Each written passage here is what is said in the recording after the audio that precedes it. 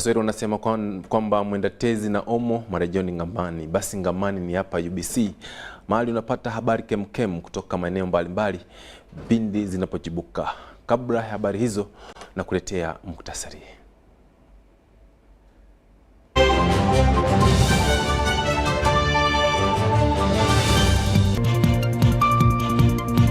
Waziri wa ICT Chris Biliamuzi ameelezea bayana ongezeko la bei za bidhaa mjini. Ofisi ya waziri mkuu imefanya mkutano na uwajibikaji na viongozi wa wilaya ya Lyantonde. Na serikali imetoa mpango wa kuongoza utekelezaji wa usambazaji wa mafuta.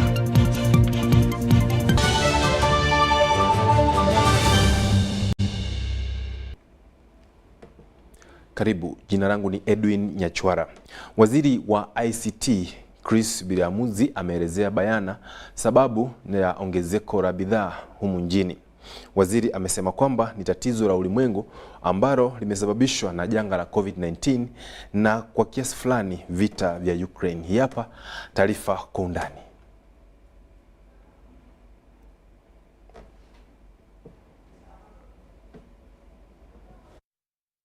Serikali imejitetea katika ongezeko la bei za bidhaa nchini na kusema kwamba ni swala lililo nje ya uwezo wake. Akihutubia wanahabari hii leo, waziri amesema kwamba ongezeko la bei za bidhaa ni swala la kimataifa lililosababisha na mjo wa COVID-19. So in other words, the containment measures that we applied to handle COVID-19 caused those disruptions in supply. Global, it's a global phenomenon. And I see some of you arguing, saying the government of Uganda maybe has made mistakes, that's why prices are increasing.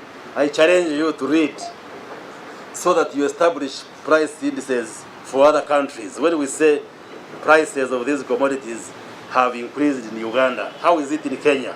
How is it in Rwanda? How is it in Tanzania? How is it in Europe and America?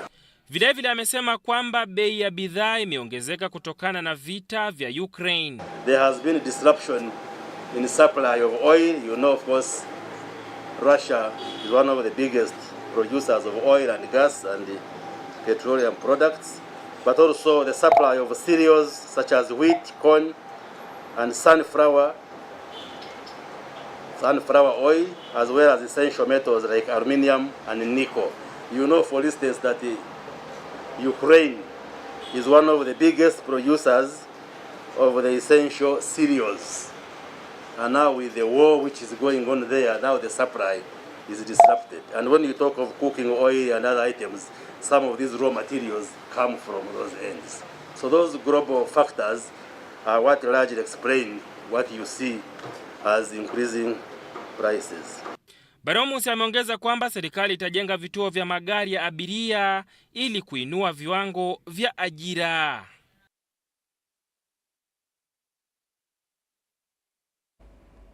Karibu tuendelee kufahamisha. Ofisi ya waziri mkuu imefanya mkutano wa uwajibikaji na viongozi wa wilaya ya Lyantonde ambapo masuala kadhaa yaliibuka kukiwemo yale ya viongozi wa mitaani. Baadhi ya masuala hayo yakiwemo malalamishi kuhusu ongezeko la ada kwa shule za umma, jambo ambalo limefanya wanafunzi wengi kuacha shule kabla ya muda wao wa kutakiwa. Mkutano huo uliongozwa na waziri wa masuala ya jumla Kasule Lumumba katika ofisi za waziri mkuu za mji wa Kaliro wilayani Lyantonde. They should stop because they charge and they are boasting about getting money in Division 1. But they are looking at those who have been able to get Division 1 in P7, not looking at those who have dropped out of school because of those charges, right from P1 up to P7. So going with a few, leaving the majority. And yet, the main intention of UPE was to make sure everybody gets to school, gets the opportunity to get to a classroom. Akampa Steven, mmoja wa wanafunzi 200 walioacha shule katika kijiji cha Nabigoye Katale wilayani humo. Anasema kwamba alipokosa namna aliamua kufanya kazi katika duka la kuuza maziwa kama njia mbadala ya kutafuta karo ya shule. Kusoma zabura. Bwe zabura sente zaba nyingi. Lwentuka mu kirasi. Tichanga ngoba. Nganzirayo wakanga ngangenda mkulima webasirimye ngangenda nunda. Katika kijiji hicho cha Nabigoye wazazi hulipa shilingi 70,000 kama karo, huku 30,000 ni malipo ya mitihani. We are paying 30,000 for exams. We are paying school fees, which is around 70,000. When you add those money, you get 10,000. So these people we are heading as chairperson 0C1, they cry because their kids, they are at home. Sasa hofu yao ikipanda kwamba huenda kundi hilo laweza zua kundi la watu wasiosoma katika kijiji chao. These children, they will become thieves because they start home. When the others going to school, you may find those kids killing those ones who are going to school because they are there as sagas. Wazazi wa wilaya hiyo sasa wametoa wito kwa serikali kuingilia kati na kuchukua hatua za kisheria kwa wanaohusika. Informing the head of state, commander in chief, His Excellency Yoweri Kaguta Museveni, that DOs or DO in Lyantonde district and other leaders, they are there destroying education in Lyantonde. UBC Habari. Mawakili 15 wako tayari kuanza kusikiliza kesi za rufaa za zaidi ya wabunge 80 zilizowasilishwa baada ya matokeo ya uchaguzi wa mwaka 2021. Kusikilizwa kwa kesi hizo kutaanza siku ya Jumatatu tarehe 21 mwezi huu wa 3 mwaka huu wa 2022.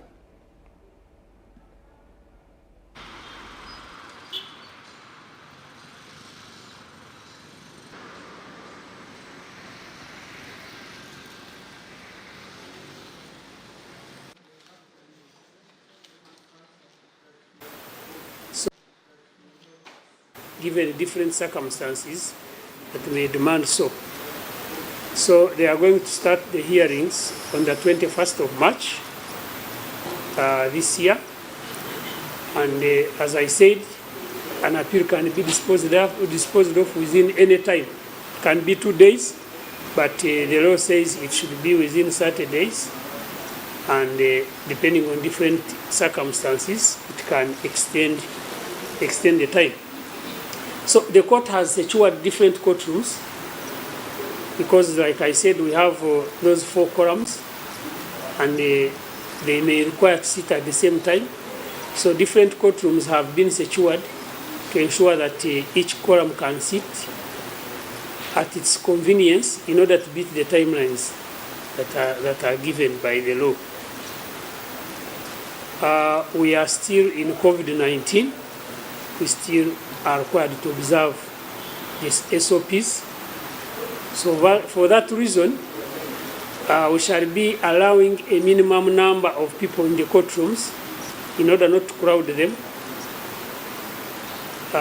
The first priority will be given to the parties, who are the petitioners and the respondents. The second category will be their lawyers. Now, for any other person, we shall receive them and see how many can be accommodated in the courtrooms. Used over 400 million to run the session, which includes allowances and everything necessary, stationary process serving that is needed for the session. Honorable DCJ, Justice Butera Richard. Then we have Honorable Justice Kenneth Pakuru. Then we have Honorable Justice Geoffrey Chiragwire, Honorable Justice Egona Antende, Honorable Justice Elizabeth Musoke, Honorable Justice Cheburion Barishaki, Honorable Justice Irene Muriagonya, Honorable Justice Monica Mugenyi, Honorable Justice Christopher Gashiribaki, Honorable Justice Eva Ruswata. So all of them are going to handle the election petition appeal.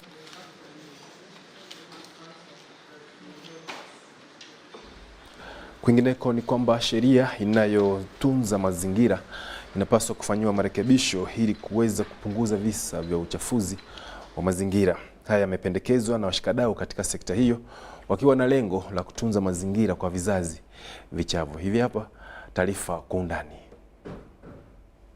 Sheria inayotunza mazingira inapaswa kufanyiwa marekebisho ili kupunguza visa vya uchafu wa maeneo ya unyevu. Haya yamependekezwa na washikadau katika sekta hii walipoongea na wanahabari kusema kwamba ni sheria tu inayoweza kudhibiti mazingira.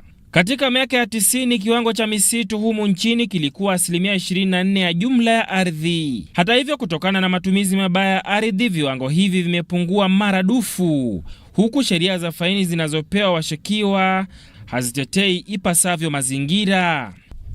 Yes, we have been sentenced, pay 300,000 and goes back. Then that was not done enough. You find him again encroaching the forest, cutting timber, digging the swamps. So if there is some reform, we need to reform our law to amend it such that the penalties, they are deterrent enough, so that they can scare those degraders. Sasa washikadau wakifanya juhudi zaidi kudhibiti hali hiyo na kurejesha misitu tena.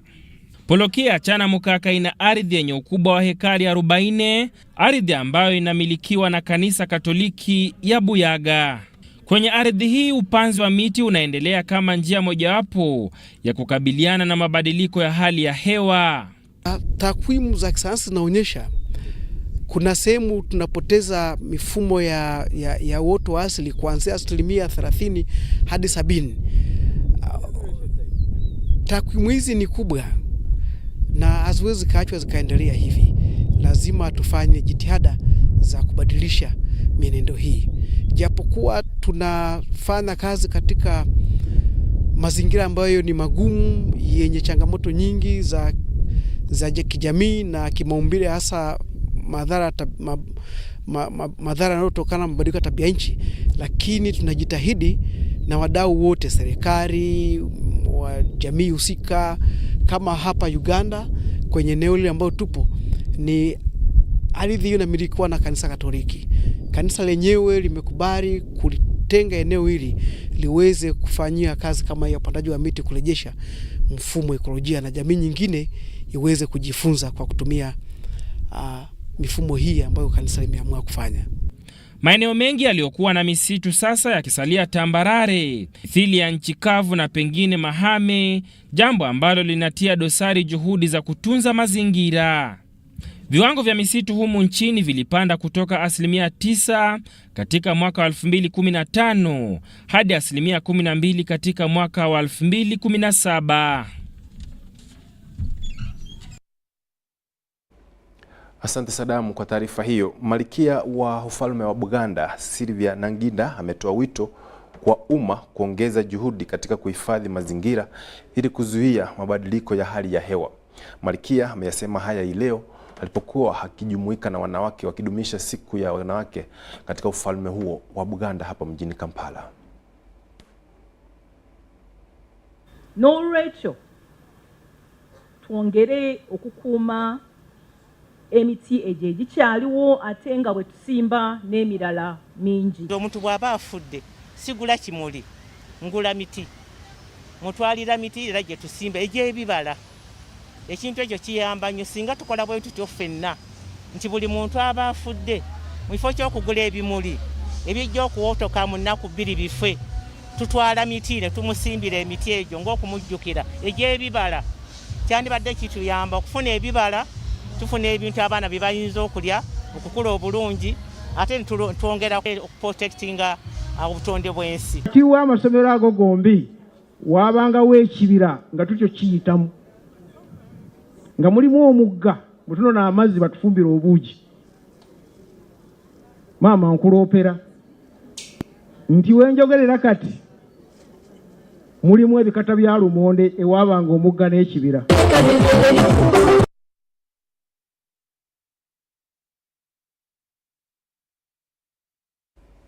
Ni ufalme wa Buganda ukisherehekea siku ya wanawake. Ni shirika la UBC tukitangaza moja kwa moja kutoka jiji la Kampala, kituo nambari 1 kinachokupa habari katika lugha ya Kiswahili na kupa fursa wewe mtazamaji kujifundisha lugha hiyo. Na sasa ni muda wa mapumziko, alafu turejee na habari zaidi.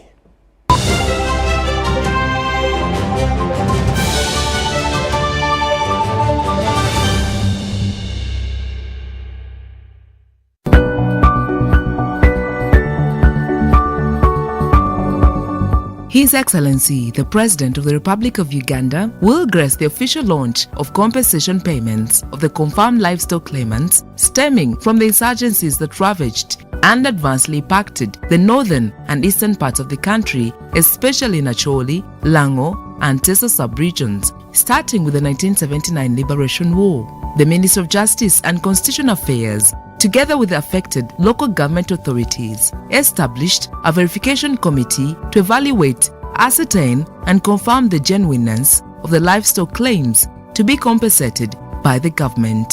The launch of the payments exercise will take place on Saturday, 26th March 2022 at Soroti University Grounds, Soroti City, from 8 a.m. to 1 p.m. This is a confirmation of the NRM government's commitment and concern towards restoring and improving the economic welfare of the war-affected communities in these sub-regions.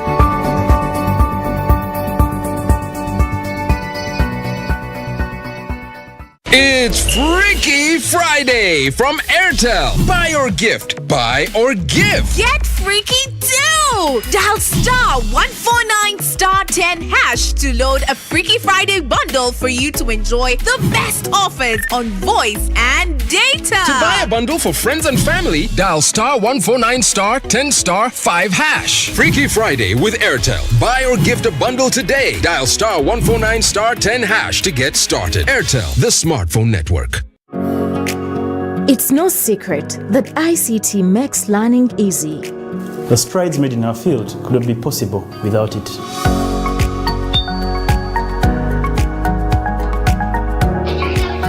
And now we can watch our favorite shows. My radio is my best friend. UCC provides an enabling regulatory environment and policy guidance for healthy competition. We also facilitate ease of doing business in the communications sector through licensing, standardization, spectrum management, tariff regulation, rural communication development, and consumer empowerment. An informed consumer is an empowered consumer. UCC supports local content and innovations. Driving the development of a robust communication sector in Uganda is Uganda Communications Commission.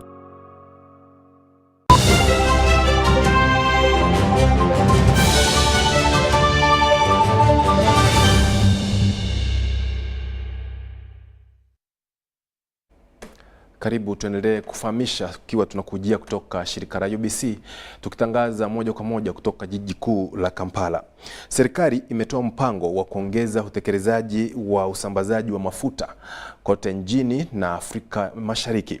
Mpango huo umejikita katika sera zinazoongoza sekta hiyo ya samani ya mafuta na gesi na kuzingatia hatua mbalimbali za kutunza usafi na usalama wa wananchi pamoja na usalama wa mazingira. Hii hapa taarifa kwa undani.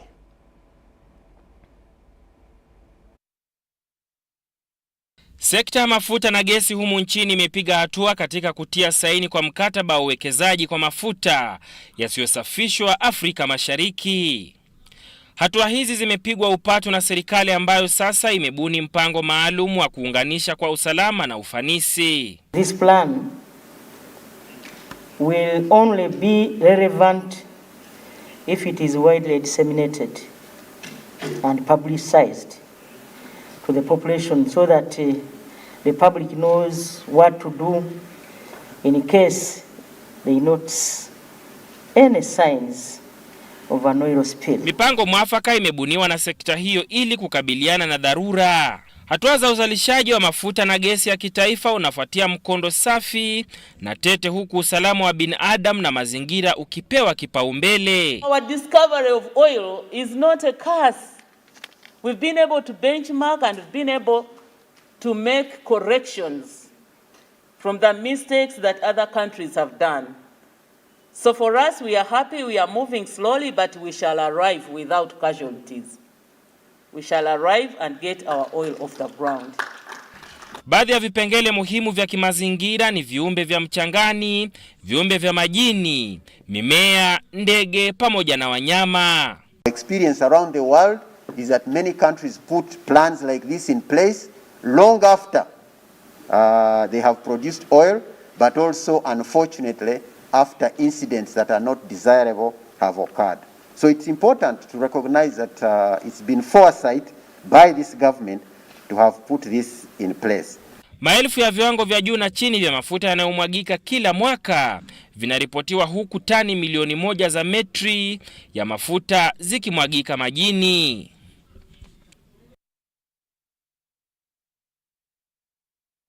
Asante Sadamu kwa taarifa hiyo. Mtazamaji, sasa mwisho wa taarifa ya habari ambayo tulikuandalia hii leo. Endelea kutegea vipindi na matangazo kutoka shirika la UBC, kituo nambari 1 kinachokupa habari katika lugha ya Kiswahili. Tunafika kote ulimwenguni. Hata sasa hivi yupo rafiki yangu ananiambia anatuona sawa sawa kutoka Southern Sudan, na mwingine anatuangalia moja kwa moja kutoka nchini Kenya. Hadi hapo kesho, jina langu ni Edwin Nyachwara.